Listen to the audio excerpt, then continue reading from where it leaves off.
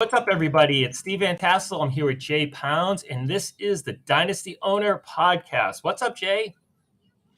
Hey, how you doing, Steve? I'm doing good. Hey, we are going to finally meet up in person in 5 days. We're recording this on Yeah, Monday. I'm not sure when it's going to be released, but just a couple of days later on this week, I will be in Canton for the Fantasy Football Expo. I come in late on Friday, and I don't know if you're going Friday or you're going to be there just Saturday. What's your story? yeah, I'll be there sometime or early Saturday morning, probably a little before noon. I'm shooting for. Okay, cool. I think I'm going to be at the Pro Football Hall of Fame. That's my plan on Saturday morning because, well, I've never been, and Right. the schedule. You look at the schedule, and that's really the only time I can go. I know they're doing drafts and stuff like that, but I mean, if I got to watch people draft, or I got to go to the Pro Football Hall of Fame, 100% easy call there. Yeah. I mean, you live close, you could go not anytime, but you can go. You've probably been. I've never Yeah, I've been. been I there got. already. I gotta go. I've never been. I gotta go. Yeah, it's So, definitely something you want to go to. Make sure you watch the movies they got there. Obviously, I believe they change every year. One was like about the Super Bowl, and then the other one I'm not going to spoil for you. But okay. the one about the Super Bowl, I'm sure changes every year because it's about the most previous Super Bowl. But Oh, cool. it's a really cool video, and just lots of cool stuff to see there. They got a bunch of the old MVP jerseys there and stuff like that. It's neat. Cool. That's awesome. I'm very much looking forward to it. So yeah, and I mean the recent batch of guys just went in the other day, so Yeah. we can Yep. see the new bus. I can see Richard Seymour because I'm a Patriots. In case you don't know, I'm a Patriots fan, so I really want to see Richard Seymour's bust. And there aren't a lot of honestly, there aren't a lot of Patriots in there. I think John Hanna. Um, I'm trying to think of any others. There probably aren't many. We haven't been very until recently. We weren't very good. Yeah. So Yeah. It's I think Hog Hanna might be I think Hog Hanna and Seymour are the only two, if I remember correctly, out the the lineup. uh the coolest part there is definitely the head statues, man. They're so neat to look at, and it's just all in one big room. It's the way they got it set up's really neat. Nice, nice. I'm looking forward to But it. yeah, I've you'll seen the definitely videos. enjoy it. I've seen the videos from when like Jeff. In case you haven't seen it, last month, a couple weeks ago, it was last month.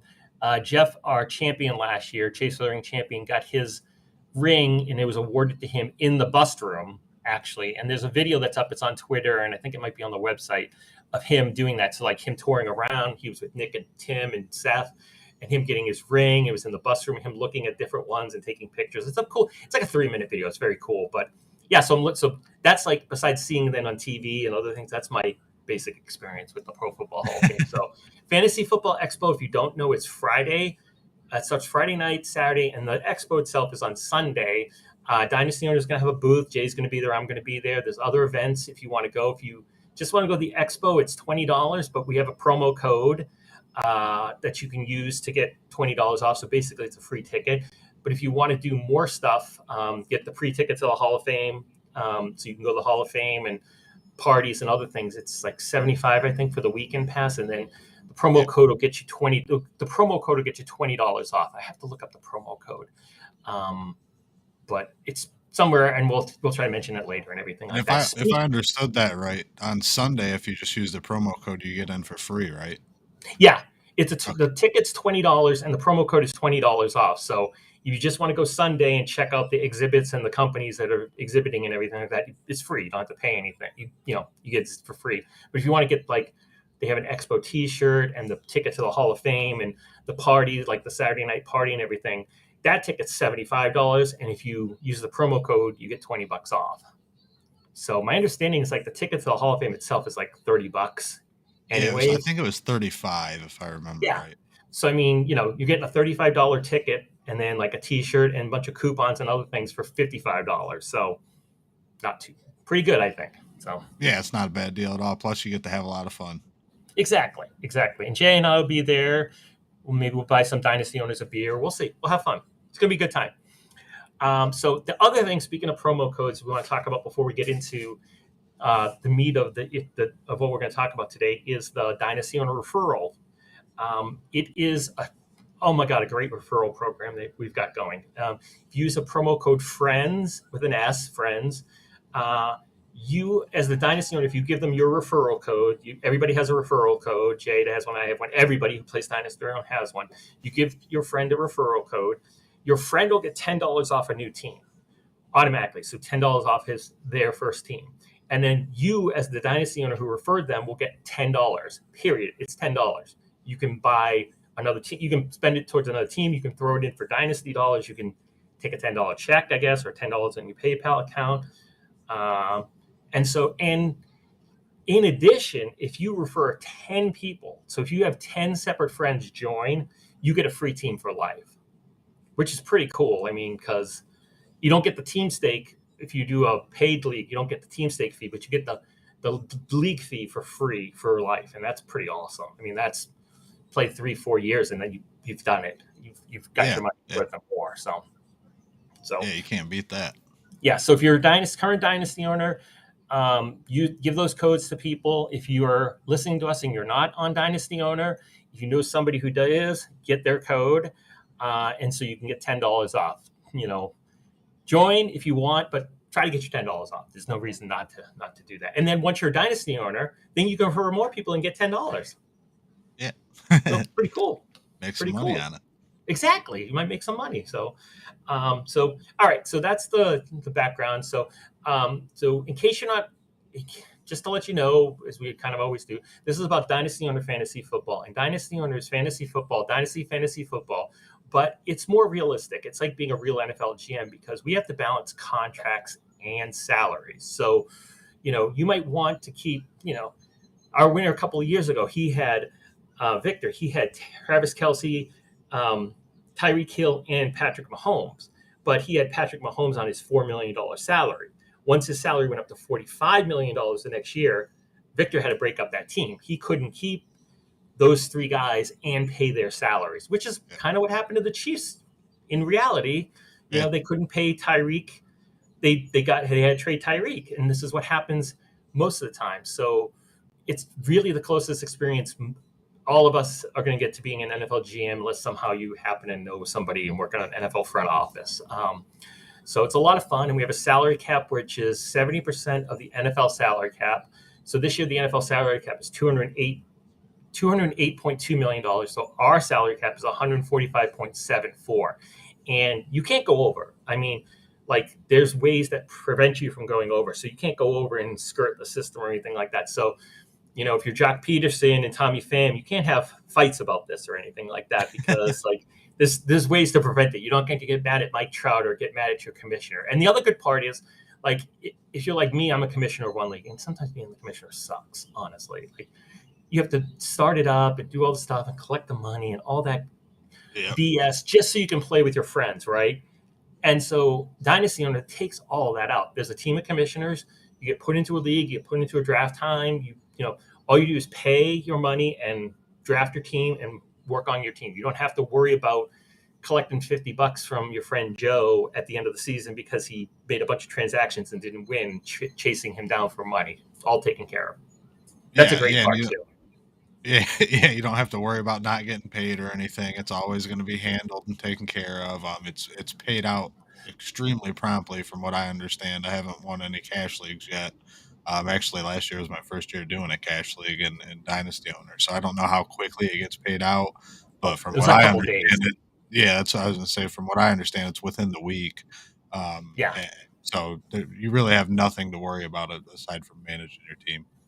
Yeah, basically, as long as you've properly registered with TeamStake and I think you have to accept an email to accept the payment. It's so simple. It's it's like getting PayPal from a buddy. Or Venmo. If they send you money, you kind of get it. So yeah, so none of those worries or anything like that. You don't have to wait months for your cousin Bill to finally pay up to be able to pay everybody off or to get all your money. So yeah, so awesome. So all right, so.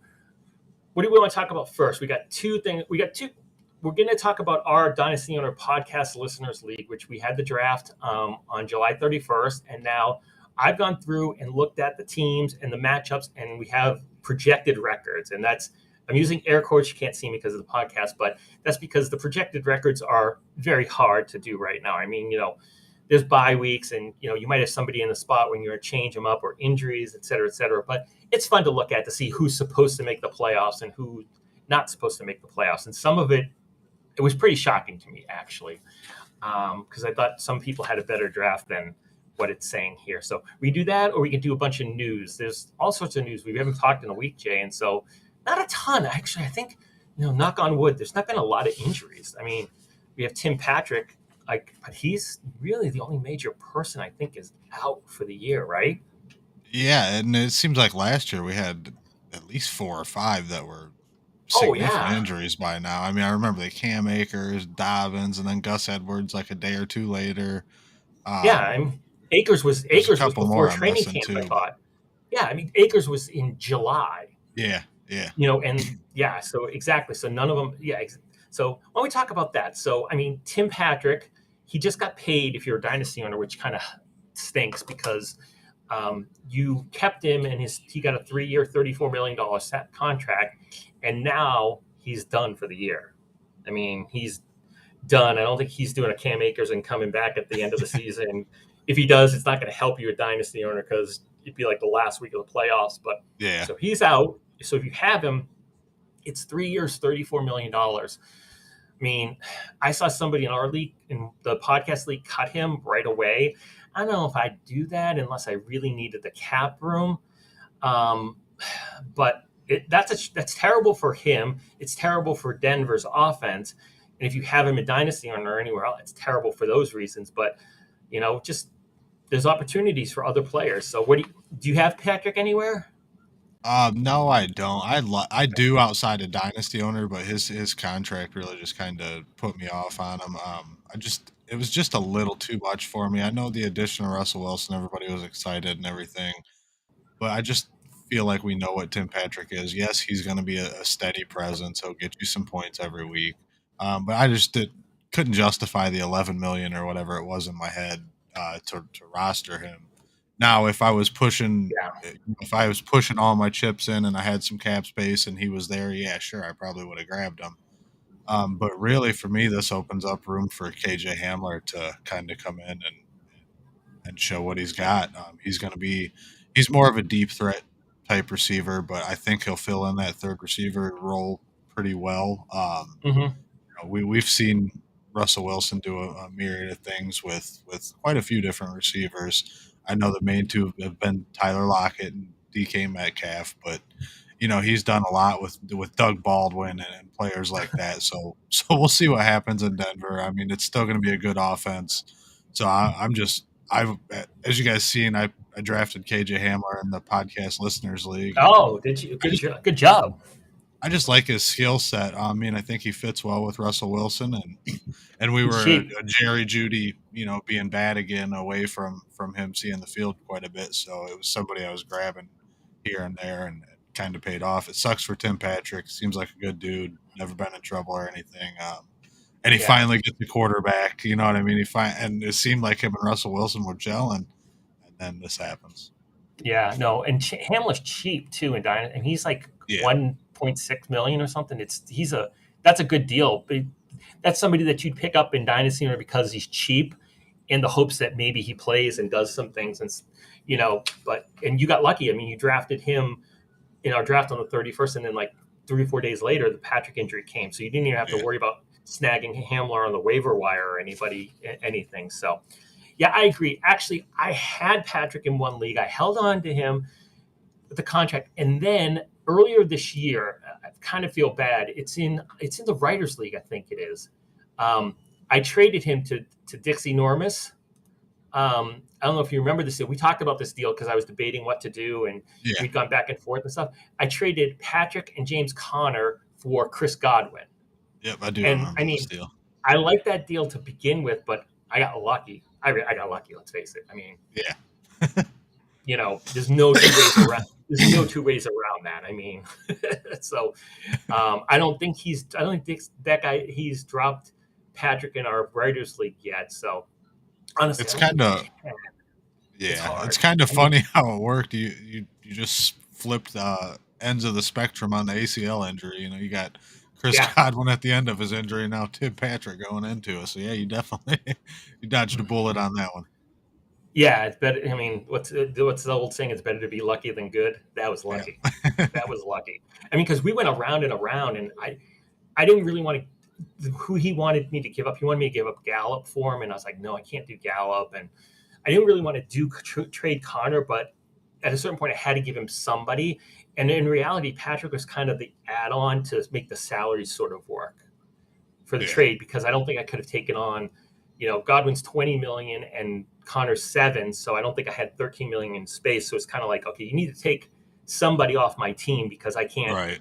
I can't add Godwin without dropping somebody. I mean, I guess I could have dropped Patrick, but for the trade, it was not a bad trade. I mean, in theory, he had a replacement for Godwin in his lineup until their injury. So yeah, luck. But that's what it takes sometimes, right? Yeah, it really is. Yeah. I mean, a lot Yeah. of fantasy, if you think about it, you got to avoid injuries. And if you don't, it's an unlucky year. And Hmm. it's not starting off good for Mr. Enormous. No, no, it's not. But in talking about that and thinking about it, it's like the Chase of the Ring, the people who have won our Chase of the Ring championship. I haven't looked at this in depth, but I'm pretty sure like Eddie the first year had like all the number ones at the positions. But in order to have all the number ones at the position, like he had Lamar Jack 3 years ago, he had Lamar Jackson, he had McCaffrey, he had Michael Thomas, I think he had Travis Kelsey too. You have to avoid injuries. You're not finishing number one overall if you play 12 games, right? Right. So he had the number one players, and they all played all year. Victor, I think, kind of had a similar thing in that the player he relied on, his core was Kelsey, Hill, and Mahomes, and they played every game. Yeah. And Jeff last year, I'd have to look back at his team, but I'm pretty sure he kind of he didn't have many injuries. Yeah, I know he had Allen, Cooper Cup, and Jonathan Taylor. So if you look at them, all three of them played all year long. Yeah, exactly. I mean, yeah. So that's the same. That's the same thing. Those are three great players. I mean, he drafted them all probably, or traded for them and got great value from all of them. But you're right. They played well and they were healthy all year. So pretty much that's the only way you're going to win the ring is if your team stays pretty darn healthy. I mean, I guess you could lose your bench tight end and pick up somebody else or a kicker or things like that. But if you lose Taylor, or if you lose Cup, or if you lose any of those number one guys, you might make the playoffs and you might win your league, but you're not getting the ring. No. I mean, just because there's going to be somebody out there who's going to avoid all that and Yeah. win it, and have just as good of a team as you, but avoid that injury and win, and finish ahead of you and win it. So, but yeah, so not to say if you have Tim Patrick you can't win everything. It's just that you've just made it a little harder for yourself. And to add on to that injury thing, it's not like you can go out on free agents, in the free agent auction and find suitable replacement talent. You can't. It's not Yeah. there. I mean, you can find a fraction of what you lost, but you're never going to replace it fully. Yeah, pretty much. I mean, unless you get really lucky, unless somebody trying to think who for 11 million. I mean, most of the guys who are available for like if you wanted to replace Patrick are like Christian Kirk and Kenny Galladay, and they're 18 million. So Yep. you're not you still have to have extra room to get that guy if you wanted a replacement, and then you'd need one of them to ball out effectively. Yeah. So, and I don't know. Did you see the Galladay reminds me? Did you see the Daniel Jones pass to Galladay? Oh my god! No, I missed It's it. It's all over Twitter. It's All basically right, I'll have to check it he's out. throwing it out. I saw it. He's throwing it out effectively during like practice. I think it looks like they're at MetLife Stadium, and he's throwing it out. I think it's Galladay because that's kind of some of the tweets are saying. Look, Kenny Galladay is shaking his head or something. And I mean, he throws an out route, and Galladay's open. He throws it like 5 yards to the side. So like say Galladay's on the 20, he throws it at like the 25. So no chance Galladay's catching it. And, I mean, it goes over, it's like over his head or something like that. It's a terrible pass. I'm sure he had better passes, but just like, everybody's going to pick that one and post it. And yeah, you got to check that out. It's pretty funny. I feel bad, but that's As I say, I've seen a lot of negative news on Daniel Jones so far. Just up to this point, just him missing passes and not throwing accurate and things of that nature. And is Jimmy yeah. G going to be in New York before before the season starts. Like that's the only person out there that makes any type of sense. I mean, they got a new coach. He obviously wants to win right away. I don't think he cares about draft picks, outside of not trading them. So Yeah. he's not going to tank or anything like that as a first year coach. It it's starting to make sense to me. Yeah, but they have Tyrod Taylor, so in a way, you got to think if if Jones isn't going to do it, they might just throw Tyrod and see what happens. Throw Tyrod in there, go four Yeah. and 12, go 4-13, take the number one pick, number two pick, or whatever, and draft that quarterback of the future. Was And then was DeBoll the OC in Buffalo when Taylor was playing there? yes, Okay. yes, that's They part had, of I think that's part of the reason why he got him as the backup is that he wanted somebody who he knew and liked and probably trusted a little bit. yeah, yeah.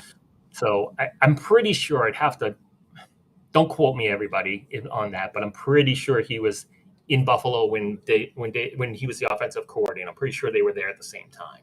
Okay. So, but yeah, so I mean, in a way, I guess they could get Jimmy G, but why would they pay that money for him? Well, I've seen a lot of reports that 49ers are going to end up cutting him.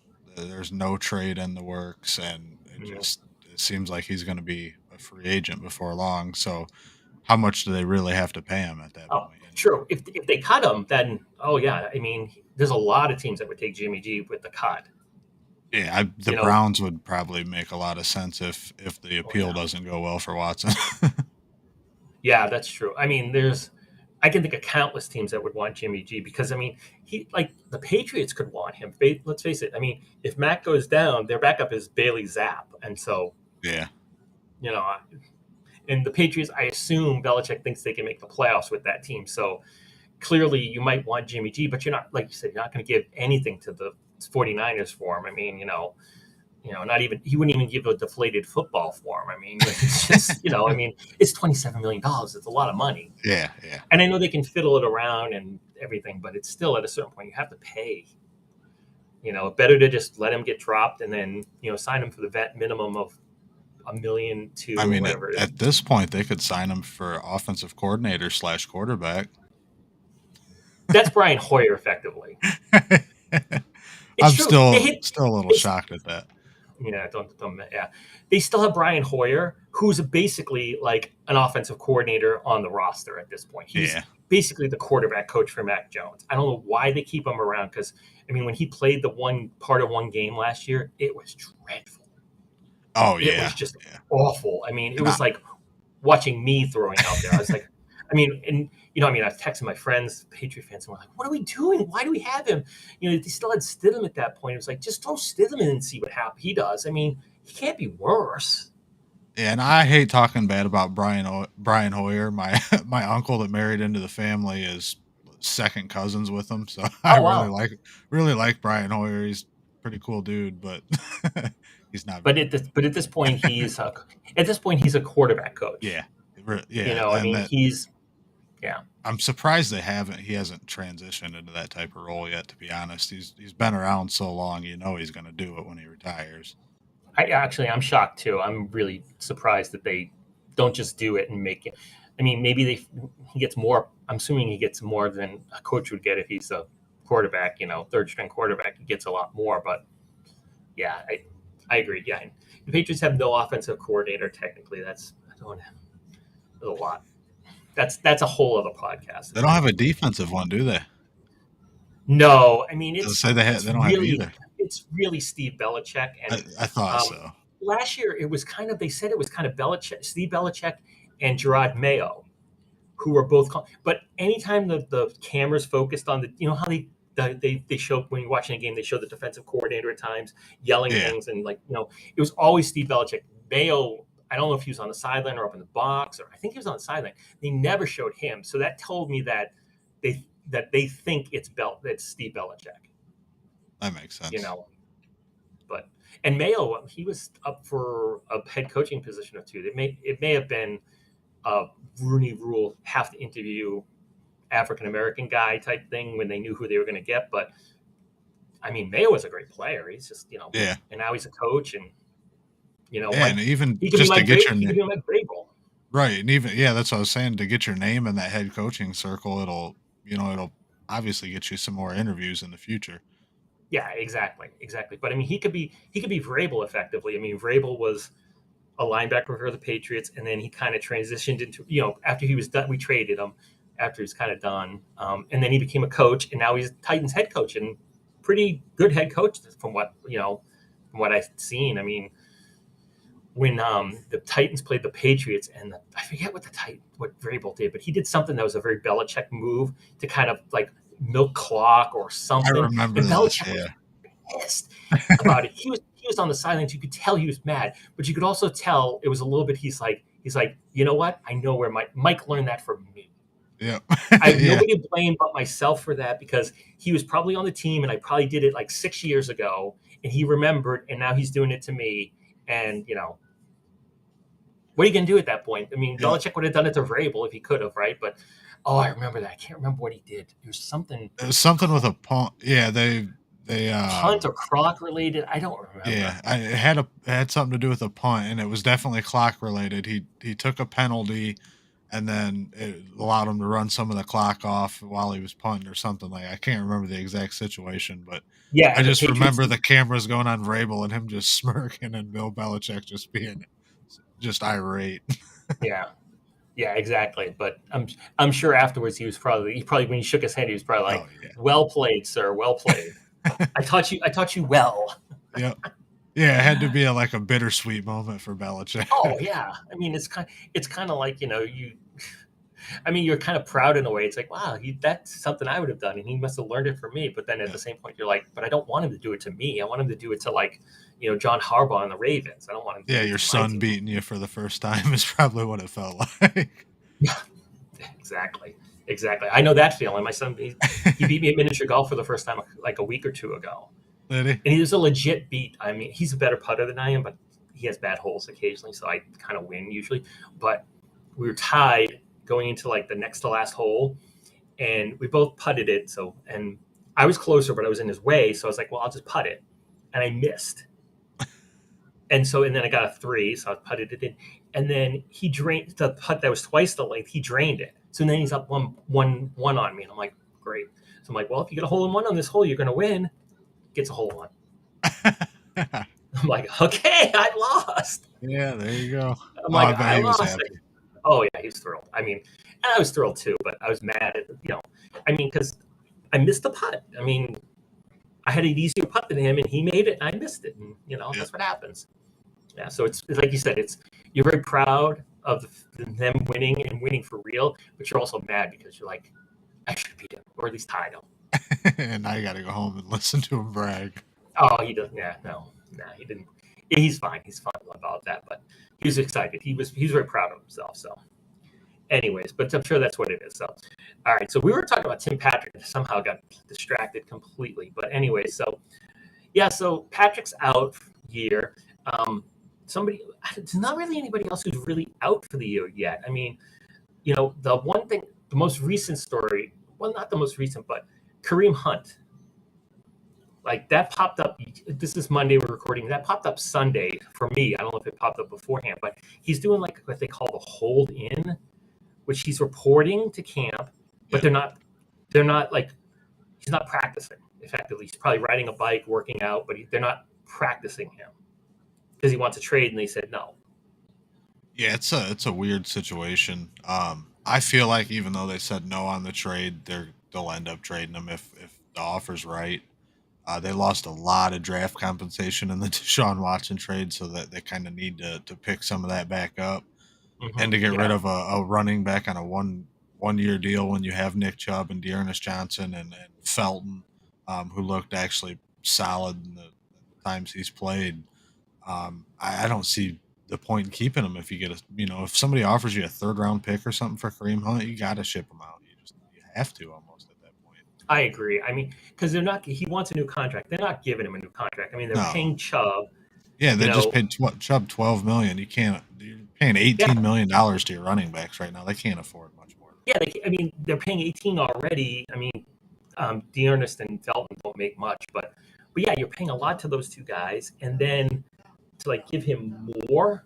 I mean, if they gave him like even like I mean, how much more does he really think he's going to get? No, running backs are not getting big contracts anymore. You know, I Yeah, mean, and he's a backup at yeah, this I point. I mean, mean, he's a starter by talent, but on the roster you're a backup. no, I mean, and even starters. Think about the two starters who signed this year. He's not getting Nick Chubb money. Nobody's getting Nick Chubb money at running back anymore, except for Jonathan Taylor. Yeah. But like Fournette and Connor, they got 3 years, $7 million, so $21 million. I mean, I guess they could do that, but why would you have two running backs chewing up that much money? Yeah, it just doesn't add up. Yeah, so I agree with you. So I'm, as I tweeted about when I saw this, I'm happy that I have Dearness Johnson in. I think I have him in two. I have him in at least one dynasty owner league, and I know I have him in like one or two other leagues. But he's 1.2 million right now, a little over 1.2 million. So I'm happy to have Dearness Johnson. So um, sort of in case. And Deion Johnson played well when he played a couple of times. I mean, he had like 20 points, like 3 games. He only played like 3 games for the most part. So, um, Hey, give but me 1 second. My son yeah, no just problem. walked in. Nope, no problem.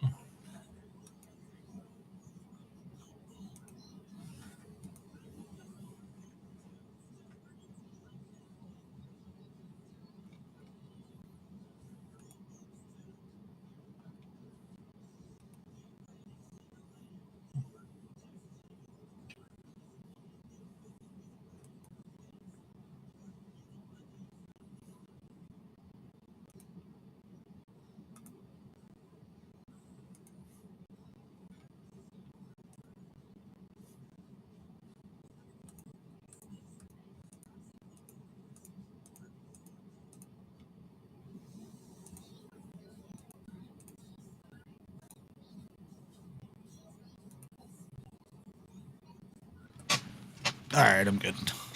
Oh, I no didn't problem. realize he usually comes on Sundays and stays till Sunday, but his grandma was up from New York, so she just dropped him off. Oh, no problem. No worries. No worries. So hang on a second. All right, let me just write the time. So, okay. All right. So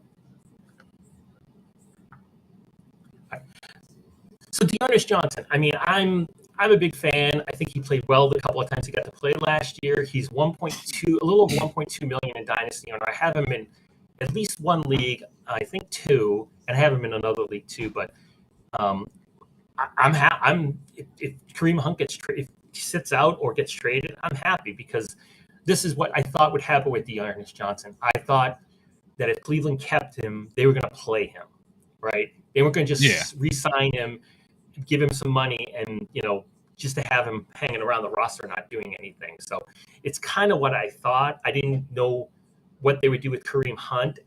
I'm kind of I don't think Kareem Hunt. That's not a very smart move for Kareem Hunt. I don't think to force a no, trade. no, I not at mean, all. Not when you have somebody that talented cheaper behind you. It doesn't add up in my opinion. But if he yeah, forces his way out and gets put on Atlanta or something, he can be the featured back maybe that he wants to be.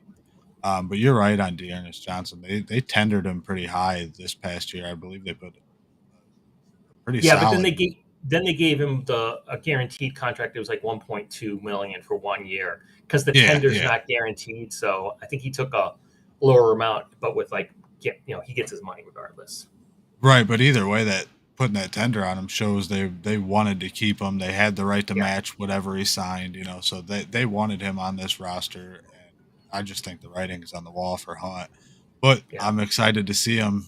I'd love to see Kareem Hunt in a full time role just to see what he can do. His career kind of got cut short in a way with the whole incident and him getting kicked out of Kansas City and all that. It's one of those uh-huh. what if stories I look back on, and it would have been fun to watch him play, in the Kansas City offense growing up with Mahomes and see what Oh that could have yeah, turned out to be. but he got lucky that he got a second chance with Cleveland. I mean, honestly, Yeah, yeah, I mean he's made the most of it. I mean, he's been fine. He hasn't had a problem. So I think it'll be interesting. I think Cleveland will trade him, but I think Cleveland's waiting for an injury to trade yeah, him to extract as much as they possibly can. Because think about some teams that don't really have great backups.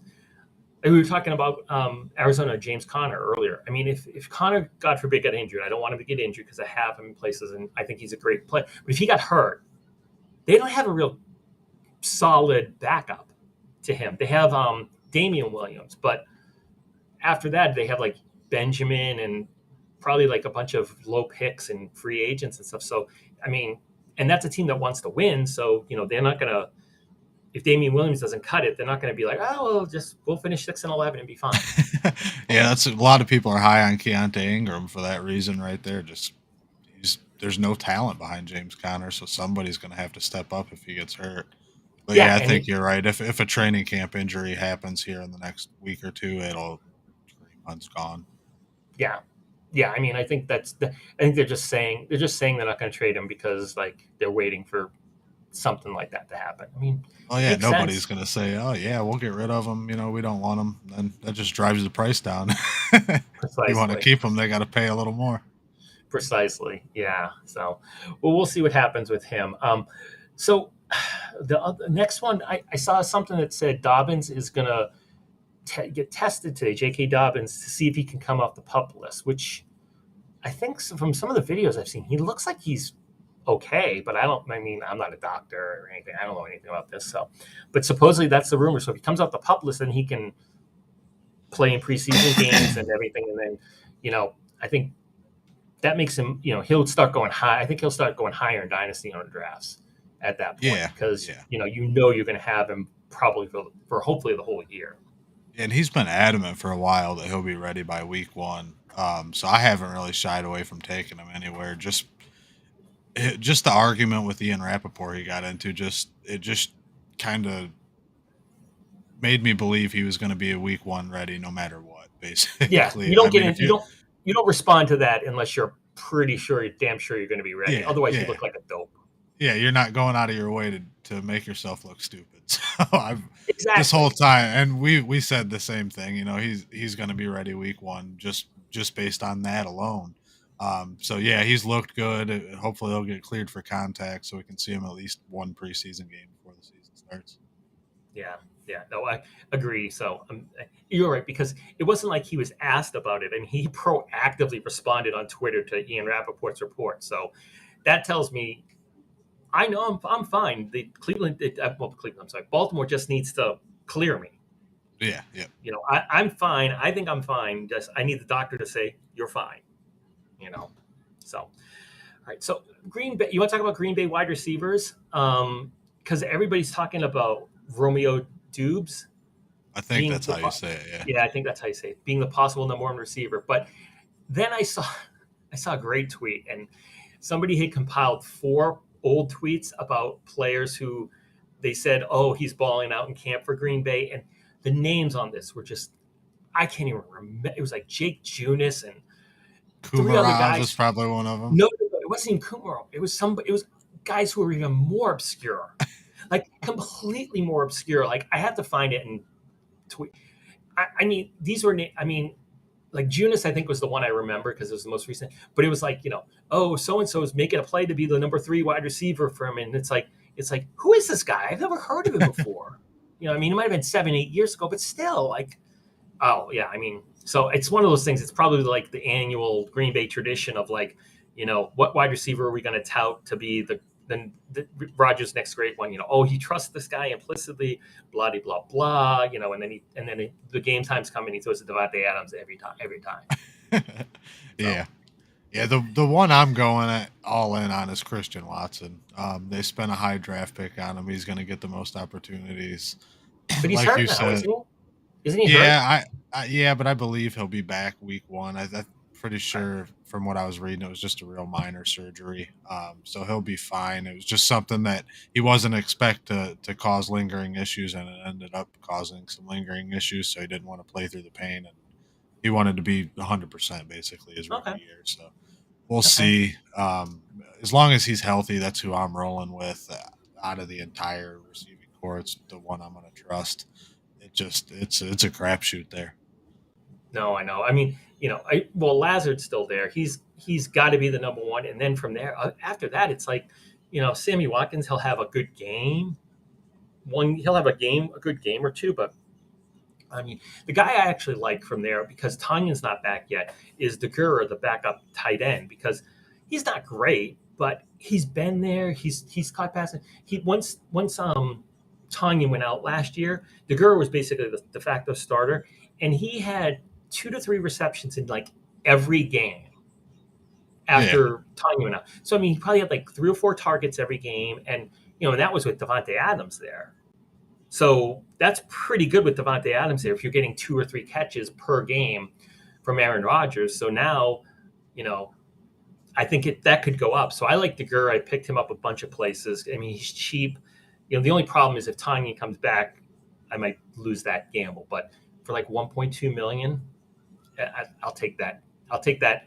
I'll take that dart throw all the time. I mean, and yeah, I think his contract is. I think it's that's the contract, and I think his it's 2 years. So I mean, even if he does nothing, I have to keep him for like it's not that much to drop him if I do end up doing it.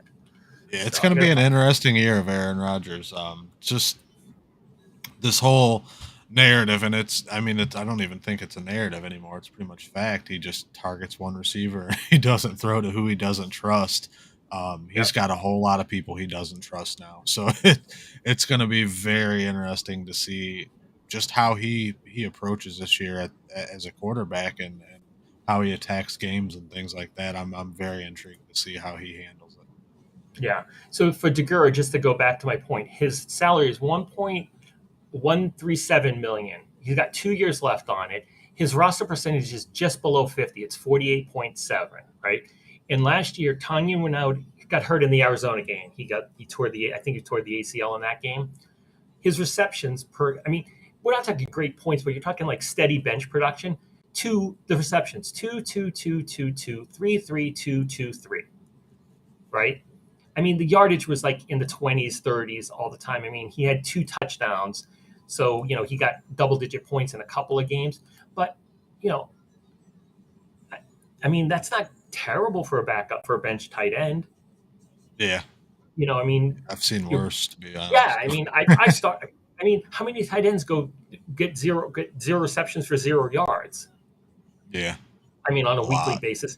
I mean, because if you think about it, we have 12 teams, 12 guys, and then 12 bench tight ends, and maybe a couple teams have the tight end as a flex, maybe. So, you got to think 25 guys a week are getting points for you in Dynasty Owner. So, how many tight ends are getting more than 5 points a week? Maybe 20. Yeah, yep. And it's not the same guy every week. One week Tommy Tremble catches a pass for 15 yards, and the next week he does nothing. And no, I mean, and with bye weeks and things like that, I mean, the girl, I mean, go get him if you have a little over $1 million in salary cap room. I mean, if Tanya comes back, he probably won't be great, but I haven't heard anything about Tanya coming back yet. I Like haven't either. in terms of like, oh, he's going to be ready week one, or oh, he's coming off you know, I haven't heard anything, so No, we'll me see. neither. Yeah, I haven't heard actually absolutely nothing about Tanyan in quite a while now. So they can't. No news can't be good news on this front. I feel like if he was getting close, he'd be at least saying something. So yeah, Exactly. They'd I be think that's a pretty talking smart about pickup. how he's ready and stuff. Yeah. So, all right. So the most recent news I saw today, and I don't have anything other than like I saw a tweet about it, was that Jameis Winston's apparently rolled his ankle in practice. So that's a good quarterback. A lot of people have been targeting because of his in Dynasty or because of his salary. It's 14 million for 2 years, which is, I mean, if you're not a rookie, if all the rookies are all lower, but all the veterans are higher. So, it's a good salary to have. I mean, Brady is 15 million, but he's the outlier of all outliers and everything. So, Yeah, I mean, I don't have Winston in anything. I've never been able to get him early enough to have him, but I think you have him, don't you, Jay? I do in the podcast listeners league. I'm actually very high on Jameis Winston this year. I believe with Sean Payton gone, they're going to kind of unleash him. I'm curious to see how he plays. The rumor is he had bad eyesight in Tampa, got the LASIK eye surgery, and he actually looked pretty solid last year when he played. He wasn't putting up the huge numbers or anything, but he wasn't turning the ball over either. So Yeah. I'm curious to see what would happen if he kind of got unleashed in a sense, just to see if the turnovers come back with with the productivity or if the LASIK eye surgery actually helped him a little bit. But there's no doubt the question's there. The dude can sling it all over the yard. I mean, you don't have the season he did a couple years ago in Tampa, minus the interceptions, without having talent. So it's there. He's just got to put it all together. So the injury sucks. I'm not happy about it. You hate to see anybody get injured on it, honestly. But it just I'm very high on him, so I'm hoping this is nothing serious. Yeah, we'll Really see. But excited to see him this year. even when he threw all those interceptions, he was, in terms of fantasy, he's a great quarterback because he Yeah, threw so many yeah. touchdowns and so many yards that, agreed, the interceptions hurt. I mean, they're minus 2 points and he threw like 30 of them. But he was still, like, I want to say he was top five dynasty on a quarterback that year. I don't remember. I guess I should look it up. Maybe I'll look it up. But anyways, I think if he probably was top five. I would bet. I don't know for sure, but we'll see. And Let me that's take a that's top quick look. 5 with 60 points off of his total for the interceptions. Oh You yeah, knock that down to 30, he might have been a top 3 quarterback. yeah, exactly. I mean, let's see what it is. I'm going to go to his career number here. He was five in 2019. He was position rank five, so he had 398 points. I don't know how I could sort by that, but I mean, yeah. So yeah, I mean, and if you take off, like you said, third, I mean, even take off 10 of those interceptions, because let's say he's going to throw some, that's 20 points. That's over 400. That's, maybe he's four or three. So yeah, I mean, top five, anybody will take that. Yeah. Yeah, especially at 14 million where he's sitting at now, and he's got a ton of options this year. The what he was doing last year was with Traquan Smith and Marquez Callaway, and now he's got Michael Thomas, Chris Olave, and Juice Landry. So he's got a huge upgrade on the offensive end. So I'm hoping he'll Yeah, he'll get healthy, and we'll be able to see what happens here. Who's the backup in New Orleans? Andy Dalton. Oh yeah, that's right. I forgot they got him. So they got a quality back or a capable backup. I shouldn't say quality, Yeah, but they they got kind a of traded capable back. backup. They kind of traded backups with Chicago. They didn't actually trade. Like, Chicago signed Simeon, and then New Yep. Orleans like signed Dalton like the next day. So it was kind of like a trade. But yeah, but I mean, if you think about, like you said, the wide receivers, his number one wide receiver last season is effectively the number four wide receiver this season Yeah. at best, because you don't think that, unless Thomas is hurt, you got to think that Thomas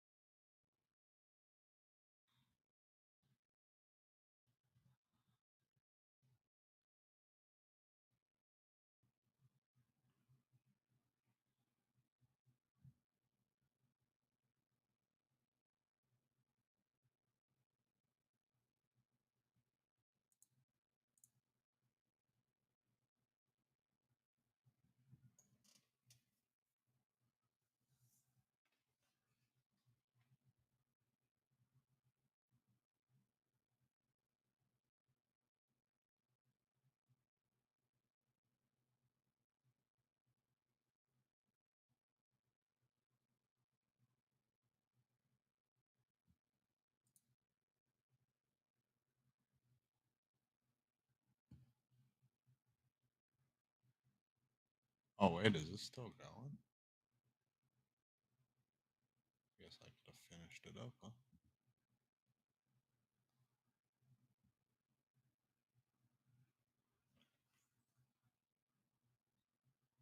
We'll just go from 51-minute mark. Maybe I'll just try to finish this up. All right, guys. Sorry about that. Steve had some technical difficulties. As far as I know, we'll probably wrap the stream up here. I appreciate you guys watching. Don't forget to check into that friends link. Send it to your friends, and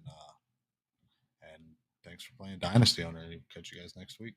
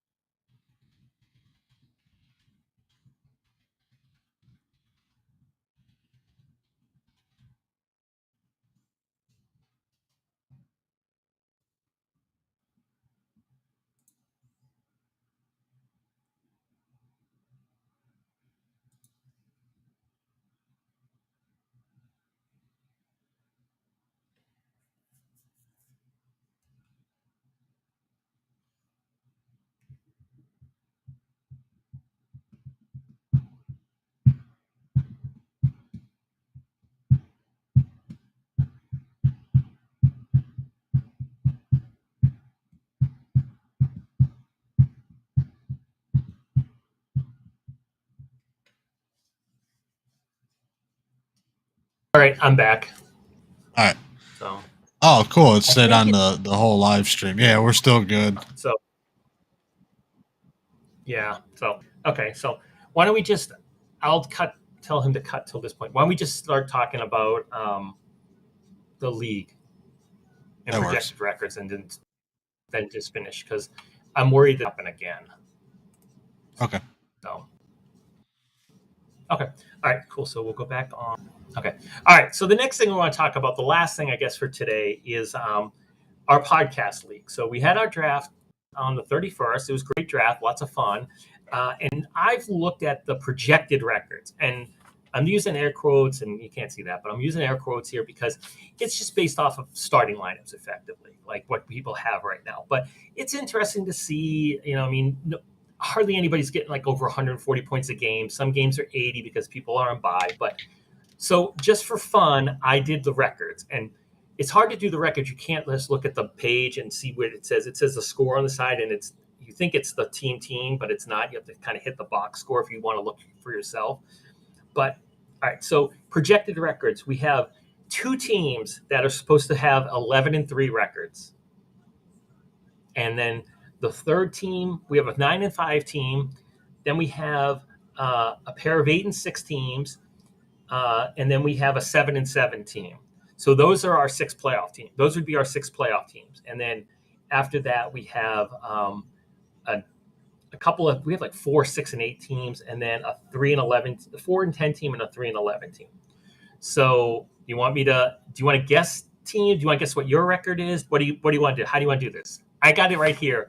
So we can play it however you want.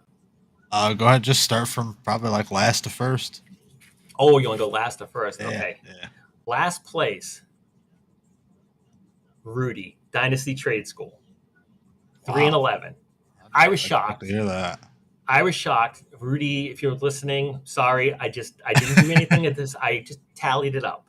So you can look at it and check it. But, when things will change, like if you switch somebody in your lineup or projections change, it'll change. So this is like literally at like the moment I was doing it, right? So it'll change. But his projected record is 3-11. I was stunned. And then 4-10 is Nashville Riverboat Gamblers. So they were 4-10. Those were the 2 worst teams. And then the 4 teams tied at 6-8 were myself, Tragic Bronson, Meat Mountain, and the Hip Hopopotamus. So those were the 6 teams that aren't making the playoffs. We're the losers bracket right there. So, and so I was disappointed, 6-8. I drafted a better. This is basically all draft. It's like when you do a CBS draft and you get, I don't know if you've ever done those. You get the email afterwards that says your draft was graded a B, and you're like, yeah. you're like, it's because like supposedly you drafted guys ahead of when they should have been drafted, and you didn't, this and that, and your worst pick was this one because you could have got them around later, and it's all garbage. And I'd have to look back at the ones in my redraft league. I'm guaranteeing the person who gets an A+ never wins the frickin' league, right? You know what I mean? So pretty much, yeah. Anyways, but for you should be happy about this because all Barkley, no bite is 7-7. They're the 6th seed. Then you and the Oracle are tied for 4th place. You'd be the 8-6 team. So I guess you two would be facing off in the first round of the playoffs. It can't be with those records because that would be you'd be the 4 and the 5 seeds. Yeah. Them Chi-Town boys are 9-5. They were the 3rd seed. And then the two teams that tied, so they would be the buys, is J-Dogs 49ers and Hurts Me Harder, who I think are I think the top 3 teams are like our rookie teams, basically. Yeah. Well, I was looking at Hurts Me Harder, and we were kind of iffy on his draft, but when you go back and look at his starting lineup, he took a lot of veteran, expensive players, but the starting lineup's not terrible.